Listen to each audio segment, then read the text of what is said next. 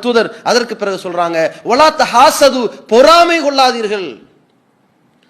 சிலருக்கு அல்லாஹ் பொருளாதாரங்களை வழங்கி இருக்கிறான். அல்லாஹ் திருமறையிலே சொல்கிறான், வலா தவுத் ஐனைக், உன்னுடைய கண்களை கொண்டு பார்க்காத.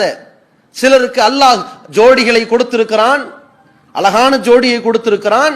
சிலருக்கு அல்லாஹ் பொருளாதாரங்களை வழங்கி இருக்கிறான், அவர்களை சோதிப்பதற்கு தான் கொடுத்திருக்கிறான். பொருளாதாரத்தை வழங்கின உடனேயே இவனுக்கு இவ்வளவு பணம் கிடைச்சிருக்கு, இவன் இவ்வளவு பெரிய ஆள் ஆயிட்டான், இவ்வளவு சம்பாதிச்சுட்டான், இப்படி இருக்கிறான் அப்படி இருக்கிறான் என்று ஒருவனுடைய அறிவு, அழகு, ஆற்றல், பொருளாதாரம், அவனுக்கு அமைந்த குடும்ப வட்டம், இதை பார்த்து நீ பொறாமை கொள்ளாத. ஏன்?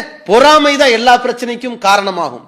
அவனை வீழ்த்துவது எப்படி, கவுத்துறது எப்படி, இழிவுபடுத்துறது எப்படி, அவனை கேவலப்படுத்துறது எப்படி, அவனை நாசமாக்குறது எப்படி, அவனை முடக்குவது எப்படி என்று எல்லா சிந்தனையும் தூண்டும். எது? இந்த பொறாமைங்கிற உணவு. அல்லாஹ்வுடைய தூதர் அவர்களுக்கு அல்லாஹ் ரப்புல் ஆலமீன் இறக்கி வைக்கின்ற இறைவசனம் என்ன? ஒமின் ஷர்ரி ஹாசிதின் இதா ஹசத, இறைவா பொறாமைக்காரன் பொறாமை கொள்ளும் போது ஏற்படும் தீங்கிலிருந்து என்னை காப்பாற்று இறைவா என்று பிரார்த்தனை செய்யக்கூடிய, பாதுகாவல் தேடக்கூடிய ஒரு கட்டளையை அல்லாஹ் குர்ஆன்ல சொல்லித்தரான். ஏன்? பொறாமைக்காரர்கள் ஏற்படுத்துகிற தீங்குகள் பயங்கரமாக இருக்கும், அதனால் பாதிப்புகள் கடுமையாக வரும். அப்படிப்பட்ட சூழல் மனித உரிமைகளை பறிக்கும்.